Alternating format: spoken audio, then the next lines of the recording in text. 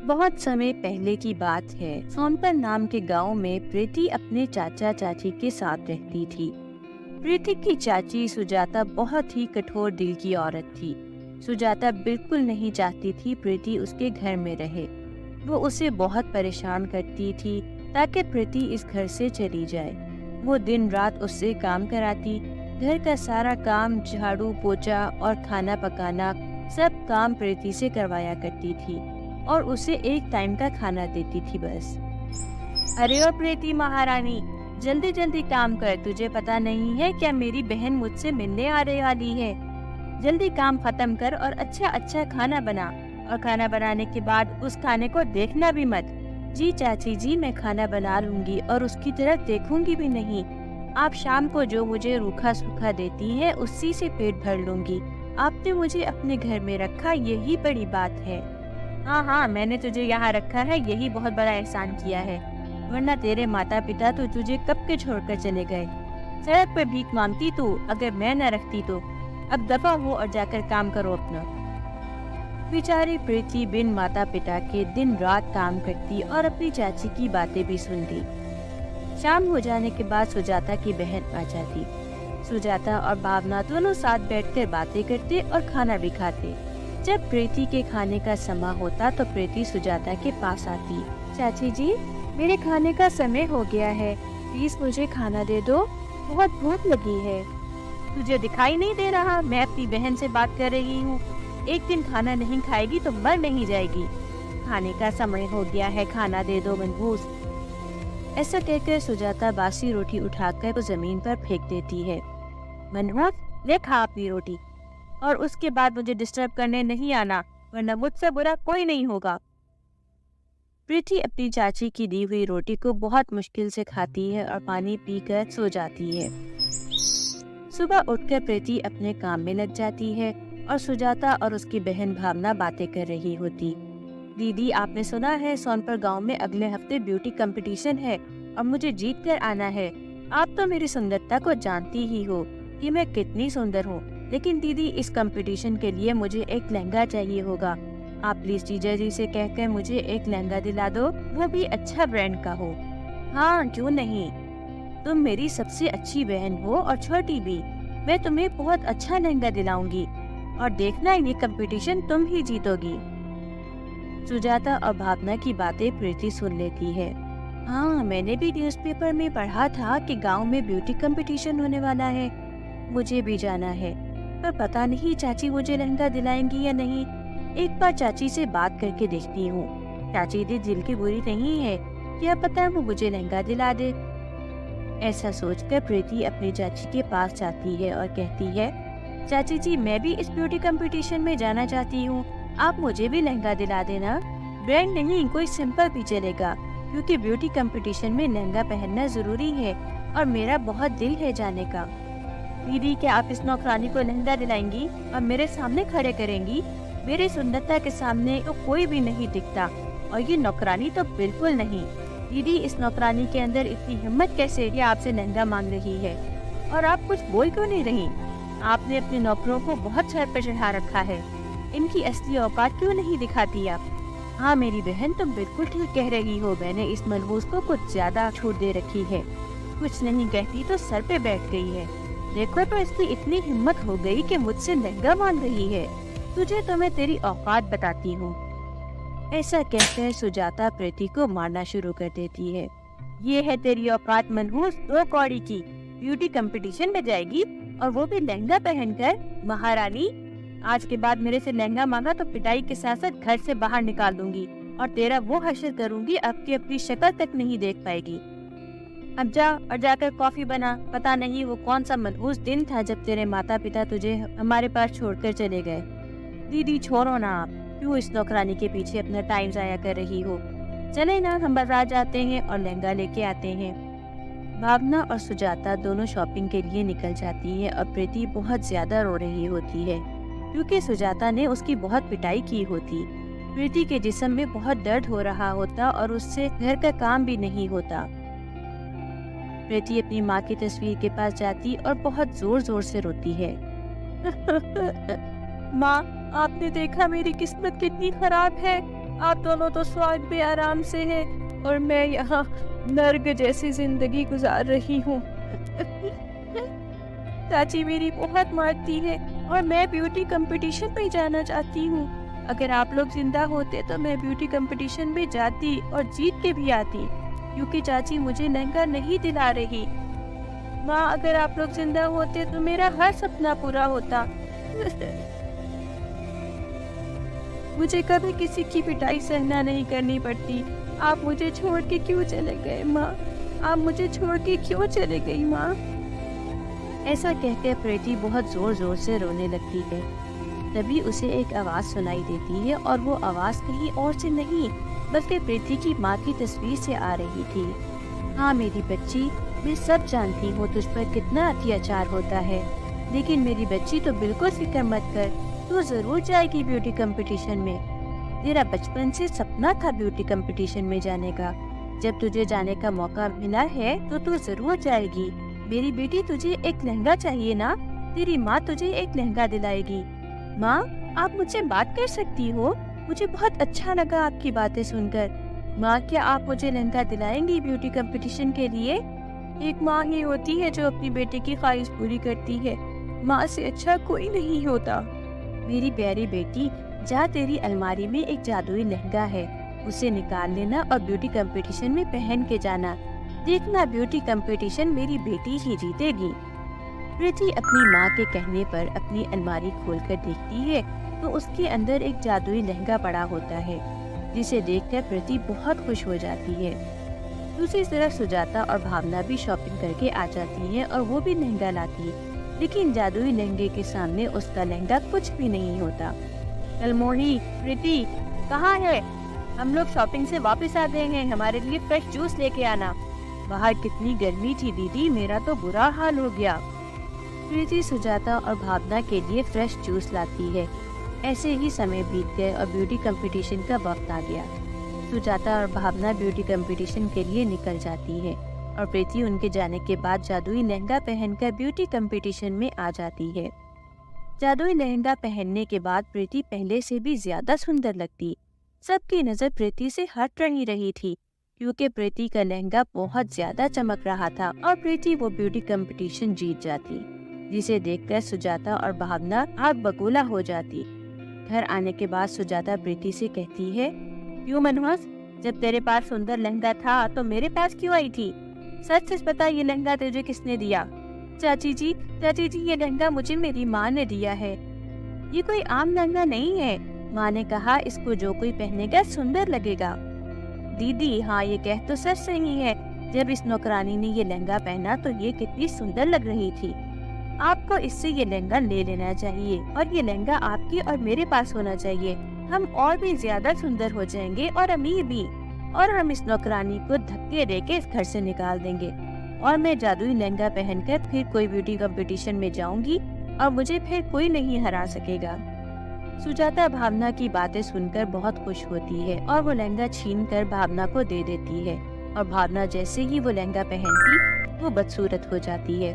तभी जादुई लहंगे से एक आवाज आती है, ये एक जादुई लहंगा था और ये सिर्फ अच्छे लोगों के काम आता है। सुजाता, तुमने प्रीति के साथ बहुत बुरा व्यवहार किया और अब तुम भी बदसूरत होगी और सारी जिंदगी ऐसे ही रहोगी तुम दोनों।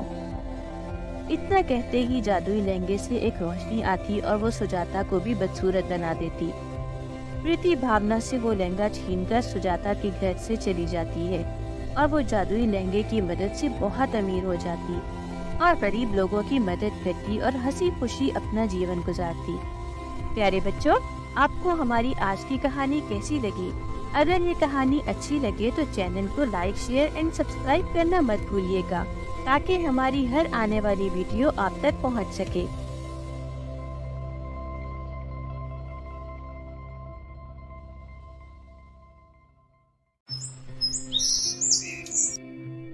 विद्याचल नाम के एक गांव में प्रीति नाम की लड़की रहा करती थी। प्रीति के पास 2 वक्त का खाना खाने के भी पैसे नहीं होते थे। प्रीति और उसके पिता दिनेश रोज जंगल में लकड़ियां काट के उन्हें बाजार में बेचकर पैसे लगाया करते थे और उसी से उनके घर का गुजर बसर होने लगा।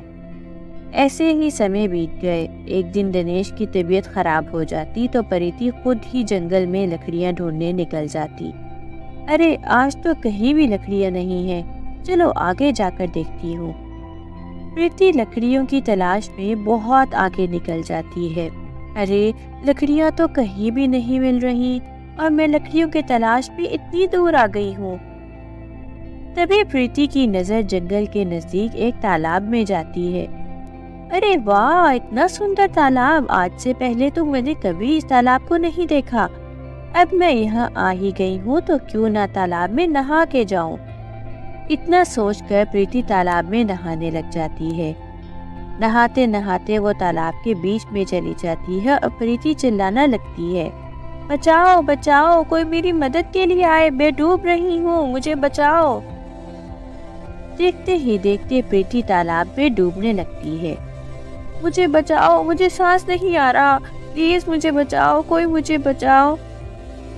प्रीति को सांस नहीं आ रहा होता और तालाब के नीचे उसे एक रोशनी दिखाई देती है। प्रीति डूबते डूबते उस रोशनी तक चली जाती है। ये क्या, तालाब के अंदर इतनी तेज रोशनी, और ये रोशनी आ कहाँ से रही है? और मुझे सांस भी आ रही, मैं तो पानी के अंदर हूँ, फिर मुझे सांस कैसे आ रही है? प्रीति उस रोशनी की तरफ बढ़ने लगती है और चलते चलते प्रीति को पानी के अंदर एक बड़ा और सुंदर महल दिखाई देता है। अरे वाह, इतना सुंदर महल, और वो भी पानी के अंदर। प्रीति महल के अंदर जाती है और महल का नजारा देखकर चौंक जाती है। अरे ये क्या, इतना सुंदर महल, पर ये क्या, यहाँ कोई इंसान नहीं, बस चारों तरफ गाउन ही गाउन। इतने सारे रंग बिरंगे और सुंदर गाउन किसके होंगे? प्रीति महल का चक्कर लगाती है, तभी उसे महल का राजा नजर आता है। प्रीति डर जाती है। मुझे माफ कर दो, मैंने कुछ नहीं किया, मुझे नहीं पता यहाँ मैं कैसे आ गई। तभी राजा कहता है, डरो मत, मैं तुम्हें कुछ नहीं कहूँगा, ये मेरा महल है। अच्छा, ये आपका महल है, पर यहाँ कोई और नजर क्यों नहीं आ रहा, और ये इतने सारे गाउन किसके हैं? इसके पीछे बहुत लंबी कहानी है, क्या तुम सुनोगी? हाँ, क्यों नहीं। तो सुनो, ये बहुत समय पहले की कहानी है। मेरी 100 रानियां थी। एक दिन मैं जंगल में शिकार करने गया था। मैं छुपकर शेर का शिकार करने वाला था कि शेर ने मुझ पर हमला कर दिया। तभी एक खूबसूरत लड़की नजर आती है जिसने शेर से डट के मुकाबला किया और मेरी जान बचाई। वो लड़की बहुत ही सुंदर थी। मुझे उससे प्यार हो गया और मैं महल में वापस पहुंचा तो मैंने अपनी सभी रानियों को ये बात बताई। देखो रानियों, मैं शादी करना चाहता हूँ, आप सब मेरी शादी की तैयारियों में लग जाओ। सभी रानियां तैयारियों में लग जाती हैं, लेकिन सबसे आखिरी रानी सुगंधरा को ये बात अच्छी नहीं लगती। अब मैं राजा को और शादी नहीं करने दूंगी। जैसे मेरी शादी के बाद इन सब रानियों का प्यार कम हो गया है, राजा मुझसे भी प्यार करना कम कर देगा। लेकिन मैं करूं भी तो क्या, कैसे रोकूं इस शादी को? इसी सोच में सुगंधरा को पूरी रात नींद नहीं आती। तभी उसे एक जादूगरनी की याद आती है। सुबह उठते ही छोटी रानी सुगंधरा उस जादूगरनी के पास जाती है। जादूगरनी, मुझे आपकी मदद चाहिए।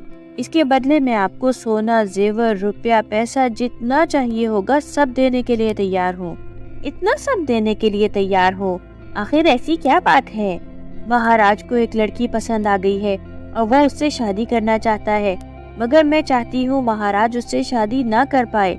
आप कुछ ऐसा करें कि महाराज उससे शादी ना कर सके। ठीक है छोटी महारानी, मैं आज रात पूजा करती हूँ, फिर आपको बताती हूँ। आप कल आइएगा मेरे पास। ठीक है, लेकिन ध्यान रखना कि काम ना हुआ तो तुम्हें मैं इस राज्य से निकाल दूंगी। आप चिंता मत करो छोटी महारानी, आपका काम हो जाएगा। जादूगरनी पूरी रात पूजा में लग जाती है और सुबह होते ही सुगंधरा उस जादूगरनी के पास पहुंच जाती है। जादूगरनी, कहाँ हो तुम? जी छोटी महारानी, आप ये लीजिए तेल, आप इसे उस लड़की के गाउन पर डाल दीजिएगा जिससे राजा शादी करना चाहता है। जब वो गाउन पहनेगी तो वो खुद एक गाउन में बदल जाएगी। सुगंधरा जादूगरनी से वो तेल ले लेती है और महल आ जाती है। जैसे ही शादी का दिन आता है, सभी रानियों के लिए सुंदर सुंदर गाउन पड़े होते हैं, जिसमें से एक उस महारानी का गाउन होता है जिससे राजा शादी करने वाला था। ये ऊपर लाल वाला गाउन जरूर उस लड़की का होगा, इस पर तेल गिरा देती हूँ। फिर सुगंधरा उस गाउन पर तेल गिरा देती है और फिर उस लड़की को जब गाउन पहुँचता है और वो गाउन पहनती है तो वो खुद ही एक गाउन में बदल जाती है। लेकिन उसके साथ साथ महल की सभी रानियां भी गाउन में बदल जाती हैं। ये सब देखते ही राजा बोलता है, ये सब क्या हो गया? ये सब रानियां गाउन में कैसे बदल गई? वो बहुत डर जाता है और वो एक जादूगरनी के पास जाता है। जादूगरनी, ये सब क्या हो रहा है? सभी रानियां गाउन में कैसे बदल गई?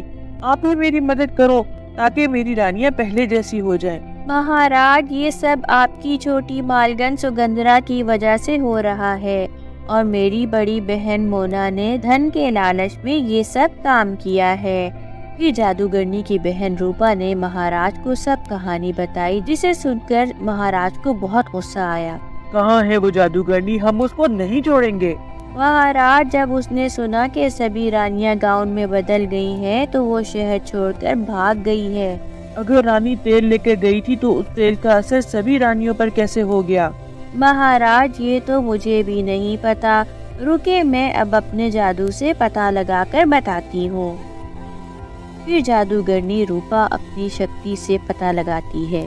महाराज, छोटी मालकिन सुगंधरा से एक गलती हो गई है। कैसी गलती? महाराज, उस गाउन के साथ और भी गाउन पड़े थे। नई लड़की का गाउन सबसे ऊपर था। छोटी मालकिन सुगंधरा ने जब वो तेल ऊपर से डाला तो बाकी सभी गाउन पर भी तेल गिर गया, जिसकी वजह से उसका असर सभी गाउन पर हो गया और आपकी सारी रानियां गाउन में बदल गईं। अब मेरी सारी रानियां वापस कैसे आएंगी? अब तो कोई साफ, सच्चा और ईमानदार इंसान ही आपकी रानियों को ठीक कर सकता है। लेकिन हाँ, उस इंसान को खुद आप तक चलकर आना होगा। आप उसे खुद नहीं बुला सकते। लेकिन वो इंसान मेरी रानियों को ठीक कैसे करेगा? वो इंसान आपके महल में आकर आपके दरबार के सामने चलकन में जो गुलाब के फूल हैं, उस कुंड में से पानी लेकर सब गुलाब के फूल से सभी गाउन पर छिड़केगा, तो सभी रानियां वापस अपने असली रूप में आ जाएंगी और बाद में वो गुलाब का फूल जादुई गाउन बन जाएगा और वो गाउन उसी इंसान को दे देना। राजा जादूगरनी की बात सुनकर सोच पे पड़ जाता है। तभी जादूगरनी कहती है, आप क्या सोच रहे हैं महाराज? मैं सोच रहा हूँ कि आखिर वो दिन कब आएगा। 100 साल बाद। क्या 100 साल बाद? तब तक तो मैं बूढ़ा हो जाऊंगा या मर भी जाऊंगा। नहीं महाराज, आप गुलाब के कुंड का पानी पी लेना, इससे आपकी उम्र घट जाएगी और आपका शरीर भी तंदुरुस्त रहेगा। तब तक मैं अकेला महल में कैसे रहूंगा? इसका तो मैं कुछ नहीं कर सकती महाराज। 100 रानियां होने के बाद भी आप शादी पे शादी कर रहे थे। आपने सभी रानियों का दिल तोड़ा है। इसका पराश्चित तो आपको करना पड़ेगा। अगर ऐसा है तो ठीक है, मैं इंतजार करने के लिए तैयार हूँ। बेटी, यही है इस गाउन का राज। मुझे लगता है तुम ही वो इंसान हो। तुम ही मेरी रानियों को वापस ला सकती हो। इसके बदले मैं तुम्हें सोना, चांदी, जेवर जो मांगोगी दूंगा। मुझे इन सब की जरूरत नहीं है। अगर मेरे इस काम से आपकी सालों की परेशानी दूर होती हो तो मेरे लिए इससे खुशी की क्या बात होगी। लेकिन मैं ये सब करूँगी कैसे? राजा प्रीति को उस जलखंड के पास ले जाता है। बेटी, अब इस गुलाब के फूल को तोड़कर इसके फूल से पानी लेकर सभी गाउन पर छिड़क दो। नहीं महाराज, अब रात हो गई है। रात को पौधों को नहीं तोड़ते। आप सुबह होने दो, सुबह मैं ये काम कर दूंगी। ठीक है बेटी, 100 साल इंतजार किया है तो एक दिन और सही। सुबह होते ही राजा और प्रीति उस जलखंड के पास जाते हैं। फिर प्रीति उस गुलाब का पानी सभी गाउन पर छिड़क देती है। देखते ही देखते सभी गाउन रानियों में बदल जाते हैं और वो गुलाब जादुई गाउन में बदल जाता है। बेटी, इस गाउन को तुम रख लो। तुम्हारा बहुत धन्यवाद। तुमने इस गाउन की दुनिया को फिर से इंसानों की दुनिया में बदल दिया है। ये गाउन तुम ले जाओ, ये तुम्हारी बहुत मदद करेगा। ऐसे ही जादूगरनी ने कहा था। लेकिन महाराज, मैं अपने घर वापस कैसे जा सकूंगी? मुझे तो रास्ता भी नहीं पता। हा हा हा हा हा। बेटी, अब तुम्हारे हाथ में है ना ये जादुई गाउन। तुम इसको कहो, ये फौरन तुम्हें पहुंचा देगा। सच में? हाँ, वाकई। जादुई गाउन मुझे तालाब के ऊपर पहुंचा दो। इतना बोलते ही प्रीति तालाब के बाहर बैठी होती है। अरे वाह, ये तो सच में जादुई गाउन है। फिर प्रीति अपने घर पहुंचती है। उसके माँ बाप उसका इंतजार कर रहे होते हैं। उसके हाथ में गाउन देखकर उसकी माँ उससे गाउन के बारे में पूछती है। प्रीति अपनी माँ को सब बताती है। प्रीति की माँ ये सुनकर बहुत खुश होती है और उसे शाबाशी देती है। अब प्रीति के हालात बदल जाते हैं और वो जादुई गाउन से गरीबों की मदद भी करती। प्यारे बच्चों, आपको राजा, उसकी रानियों और जादुई गाउन वाली कहानी कैसी लगी? हमें ज़रूर बताइएगा और हमारे चैनल को लाइक, शेयर एंड सब्सक्राइब ज़रूर कीजिएगा।